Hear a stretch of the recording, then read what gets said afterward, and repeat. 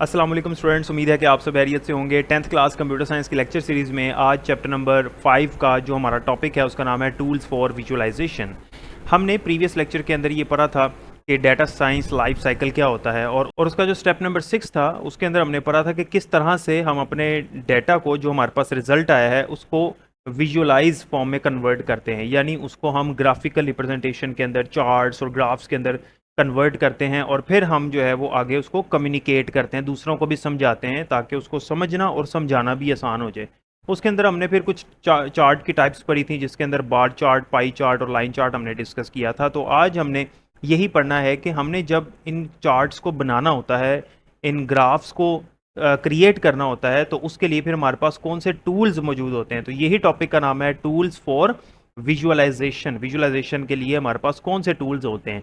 तो मोस्टली जो most commonly use tools हैं हमारे पास, उनमें हमारे पास जो है वो एक एक्सेल है और दूसरा है गूगल शीट्स। तो ये जो दो सॉफ्टवेयर्स हैं बेसिकली ये स्प्रेडशीट सॉफ्टवेयर्स कहलाते हैं, जिनके अंदर हम अपना डाटा एंटर भी करते हैं और बाद में उसी डाटा को हम कन्वर्ट कर लेते हैं चार्ट्स या ग्राफ्स की शक्ल में। तो बेसिकली हमने ये सीखना है कि how to create charts in spreadsheet softwares, और वो जो दो सॉफ्टवेयर्स हैं वो एक्सेल और गूगल शीट्स हैं। वैसे तो इसका एक पूरा प्रोसेस होता है, लेकिन आपकी बुक के अंदर जो है वो शॉर्ट करके उसने बताया हुआ, तो हम उसको देखते हैं कि ये किस तरह से काम करता है।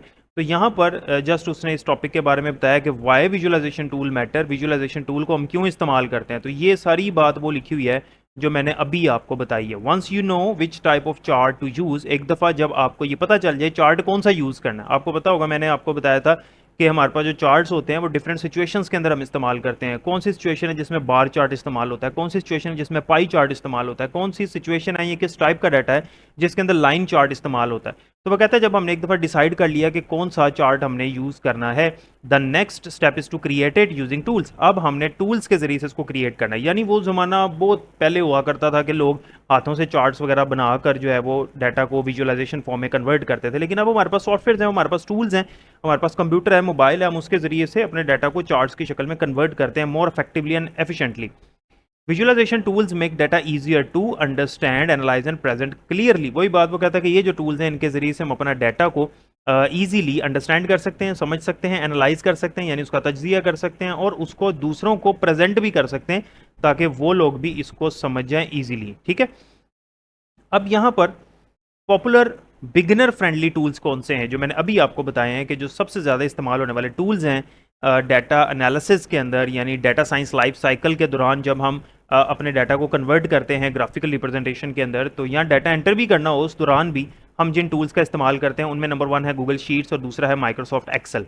ठीक है, यहाँ पर लिखा है both are simple yet powerful tools for creating charts and graphs from tables. हमने टेबल के अंदर डाटा स्टोर किया होगा पहले से, उसको जस्ट सिंपली कन्वर्ट कर लेंगे चार्ट्स या ग्राफ्स की शक्ल में। उसका तरीका भी अभी हमने नीचे यहाँ पर पढ़ना है, how to create a chart. वो पढ़ने से पहले एक बार यह बात आपने ये समझनी है और ये आपको पता होना चाहिए, एमसीक्यू में पूछा जा सकता है। ये जो माइक्रोसॉफ्ट एक्सेल है ना, ये एक ऑफलाइन सॉफ्टवेयर है। ये क्या है? Offline software. ऑफलाइन से मुराद है कि हम इसको इंस्टॉल कर लेते हैं अपने कंप्यूटर के अंदर और बाद में इसको यूज़ कर सकते हैं सिंपल, चाहे इंटरनेट आपका एक्टिव है या नहीं। लेकिन जो गूगल शीट्स है ये एक ऑनलाइन सॉफ्टवेयर है, ये ऑनलाइन टूल है, ये इंटरनेट से चलता है। इसके लिए इसका फ़ायदा ये है कि आपको इंस्टॉलेशन की ज़रूरत नहीं है, आपके कंप्यूटर की मेमोरी यूज़ नहीं होती। हाँ, आपका जो गूगल अकाउंट है वो इसके साथ लग जाता है, क्योंकि ये गूगल शीट्स जो हैं ये इसके नाम से पता चल रहा है गूगल वालों का टूल है। ठीक है, तो आप ऑनलाइन गूगल शीट्स लिखो तो आ जाएगा, वहाँ पर आपने जीमेल से लॉगिन करना है। जैसे ही आप लॉगिन करोगे आपके सामने गूगल शीट्स आ जाएंगी। तो बाकी सारा काम वैसे ही होता है जैसे एक्सेल में होता है, दोनों तकरीबन सेम है। बाकी सारे काम इसके अंदर एक जैसे ही होते हैं। फ़र्क ये है कि ये आपके पास ऑफलाइन अवेलेबल होता है माइक्रोसॉफ्ट एक्सेल, जबकि गूगल शीट्स जो है वो आपके पास ऑनलाइन अवेलेबल होता है। अच्छा, अब यहाँ पर जो शॉर्ट क्वेश्चन है वो क्या आएगा। अभी तक हमने जो कुछ पढ़ा उसमें तो कोई शॉर्ट क्वेश्चन नहीं है, ये पहला शॉर्ट क्वेश्चन और बड़ा इंपॉर्टेंट है। वो आपसे पूछ सकता है कि how to create chart in Google sheets और माइक्रोसॉफ्ट एक्सेल, या जस्ट वो कहते हैं स्प्रेडशीट सॉफ्टवेयर के अंदर। ये दोनों स्प्रेडशीट सॉफ्टवेयर हैं। ठीक है, स्प्रेडशीट सॉफ्टवेयर वो होता है जिसके अंदर हम टेबल्स के अंदर डाटा स्टोर करते हैं, जैसे ही टेबल बना हुआ, और बाद में हम उसको चार्ट में इजीली कन्वर्ट कर सकते हैं, डाटा को एनालाइज कर सकते हैं। तो ये दोनों जो हैं वो हमारे पास वो टूल्स हैं जिनके ज़रिए से हम ये काम कर सकते हैं। इसी वजह से गूगल शीट्स और माइक्रोसॉफ्ट एक्सेल को स्प्रेडशीट सॉफ्टवेयर कहा जाता है, जिसके ज़रिए से हम अपना डाटा टेबल में एंटर करते हैं और बाद में उसको कन्वर्ट करते हैं चार्ट्स या ग्राफ्स की शक्ल में। अच्छा, ये आपका पहला शॉर्ट क्वेश्चन है। वो आपसे पूछ सकता है how to create a chart. इसके 5 सिंपल स्टेप्स हैं, बहुत ईजी मैंने करके यहाँ पर बना दिए हैं। ठीक है, विद हेल्प ऑफ डायग्राम्स। सबसे पहला ये enter your data in rows and columns, यानी टेबल के अंदर आपने डाटा अपना एंटर कर लेना है इन सॉफ्टवेयर के अंदर। ये दोनों जो सॉफ्टवेयर हैं इन दोनों सॉफ्टवेयर्स के अंदर जो है वो आपने अपना डाटा एंटर कर लेना सिंपल रोज और कॉलम्स की शक्ल में, यानी टेबल के अंदर। पहला काम हो गया। उसके बाद आपने क्या करना है, सेलेक्ट द डाटा रेंज, ये दूसरा स्टेप है। आपने डाटा सेलेक्ट करना है, यानी वो डाटा सेलेक्ट करना है, जैसे यहाँ पर देखें ये सिलेक्ट हुआ है टेबल, ये कंप्लीट है, ये कंप्लीट एक टेबल बना हुआ है। लेकिन जितना डाटा आपने चार्ट के अंदर कन्वर्ट करना है, आपने उतने डाटा को इस तरह से जस्ट ड्रैग करके सेलेक्ट कर लेना। जब सेलेक्ट हो जाए उसके बाद स्टेप नंबर 3 क्या है कि आपके पास ऊपर इंसर्ट का मेन्यू आ रहा होता है, मेन्यू बार के अंदर आपने उसके ऊपर जस्ट क्लिक करना है इंसर्ट के मेन्यू पे। जैसे ही आप इंसर्ट के मेन्यू पे क्लिक करोगे तो आगे चार्ट की ऑप्शन आएगी, आपने उसके ऊपर क्लिक कर देना है। स्टेप नंबर 4 में वो आपसे पूछेगा कौन सा चार्ट आपने एंटर करना है, आपने बार चार्ट एंटर करना है, पाई चार्ट एंटर करना है या लाइन चार्ट एंटर करना है। तो आपने जस्ट अपना डिजायर्ड चार्ट सेलेक्ट करना है, जैसे यहाँ लिखा हुआ है choose a chart type, bar, pie और line chart. And then number 5 is customize with titles, labels and colours. फिर आप अपने चार्ट्स को कस्टमाइज कर सकते हो, उसके अंदर उसके कलर चेंज कर सकते हो, उसको लेबल कर सकते हो यानी उसकी लेबलिंग कर सकते हो, और इसके अलावा उसका टाइटल वगैरह ऐड कर सकते हो। तो ये पहला शॉर्ट क्वेश्चन है इस टॉपिक के अंदर, how to create a chart in spreadsheet software और गूगल शीट्स और इन माइक्रोसॉफ्ट एक्सेल। एक ही प्रोसेस है, सिंपल। पहला क्या है, एंट्री योर डाटा, दूसरा ये, तीसरा, चौथा और पांचवें 5 स्टेप्स आपने लाइन वाइज लिखने, तो आपका ये वाला शॉर्ट कंप्लीट हो जाएगा। तो ये आपने याद करना है, मैंने आसान सा करके यहाँ पर बना दिया, आप इसको यहाँ से स्क्रीनशॉट ले लें और इसको याद कर लें। यहाँ पर उसने एग्जाम्पल दी हुई है, जैसे ये एग्जाम्पल देखें, वैसे मैं पहले भी आपको दिखा चुका हूँ, ये आपकी बुक में भी इस तरह की एग्जाम्पल बनी हुई है। ये क्या लिखा हुआ है यहाँ पर, फ्रीक्वेंसी और नंबर ऑफ स्टूडेंट्स, ये इस चार्ट का टाइटल है। हमने यहाँ पे पढ़ा ना, customize with title, labels and colours. तो आप अपने चार्ट को टाइटल देते हो जो ये बताता है कि चार्ट में है क्या। ये क्या बता रहा है, नंबर ऑफ स्टूडेंट्स, कितने स्टूडेंट्स जो हैं वो कौन सा स्पोर्ट्स पसंद कर रहे हैं। और ये आपके लेबल्स हैं, क्रिकेट, फुटबॉल, हॉकी, बैडमिंटन, और यहाँ पर 0 to 10 यहाँ पर लिखा हुआ है। तो 8 स्टूडेंट्स जो हैं, यहाँ से पता चल रहा है कि 8 स्टूडेंट्स जो हैं वो क्रिकेट पसंद कर रहे हैं, 7 स्टूडेंट्स जो हैं वो फुटबॉल, 6 स्टूडेंट्स हॉकी और 3 स्टूडेंट्स जो हैं वो बैडमिंटन को पसंद कर रहे हैं। और ये नीचे डिस्क्रिप्शन छोटी सी लिखी हुई है चार्ट के बारे में, a simple bar chart can turn table data into a clear visual. और यहाँ पर पाई चार्ट और लाइन चार्ट भी उसने बनाया, ये मैं आपको ऑलरेडी दिखा चुका हूँ। अच्छा, तो ये हो गया हमारा सिंपल एग्जाम्पल हो गई। तो पहला शॉर्ट क्वेश्चन ये था, इसके अंदर अभी तक यही है। और यहाँ पर आता है आपका दूसरा शॉर्ट क्वेश्चन, ये भी बहुत ही आसान है, सिंपल है। वाई वी यूज स्प्रेडशीट, हम स्प्रेडशीट क्यों इस्तेमाल करते हैं, ये बात मैं शुरू में भी आपको बता दी। स्प्रेडशीट सॉफ्टवेयर क्यों इस्तेमाल करते हैं, इजी टू यूज होते हैं, नंबर 1। इसके यूजेस लिखे हैं, आपसे पूछ सकते हैं write 2 uses of spreadsheet software, write 3 uses of MS Excel, और MS एक्सेल मतलब माइक्रोसॉफ्ट एक्सेल और गूगल शीट्स, इस तरह से ही पूछ सकता है।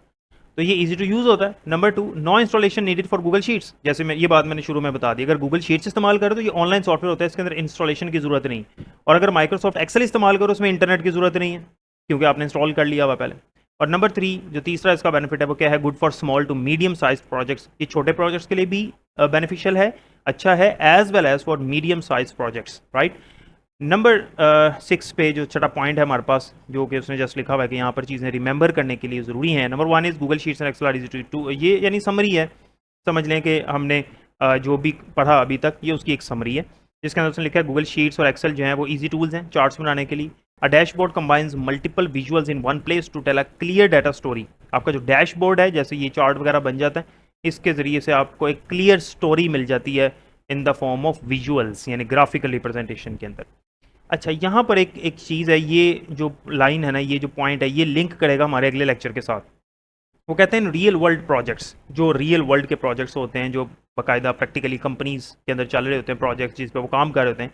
स्टोरिंग एंड ऑर्गेनाइजिंग डाटा में आल्सो भी इंपॉर्टेंट, डाटा को ऑर्गेनाइज करना यानी उसको मुनज़्ज़म करना, और उसको स्टोर करना यानी उसको महफूज करना, ये बड़ा इंपॉर्टेंट होता है। Open using databases such as DBMS and SQL, इसके लिए DBMS और SQL भी इस्तेमाल किए जाते हैं। देखें ना, हमने डाटा एंटर किया, उसका एनालिसिस किया, उसको विजुअल्स के अंदर कन्वर्ट किया, ये सारे काम हो गए, लेकिन उस डाटा को सेव करना ज़रूरी है, ठीक है, ताकि फ्यूचर में भी हमारे काम आ सके। तो अपने पास रिकॉर्ड रखने के लिए हम फिर 2 चीज़ों का इस्तेमाल करते हैं, 2 सॉफ्टवेयर का इस्तेमाल करते हैं, जिसमें एक है DBMS और दूसरा हमारे पास एक प्रॉपर लैंग्वेज है जिसका नाम है SQL। अब नेक्स्ट लेक्चर में हमने इनके बारे में बात करनी है, DBMS एंड SQL।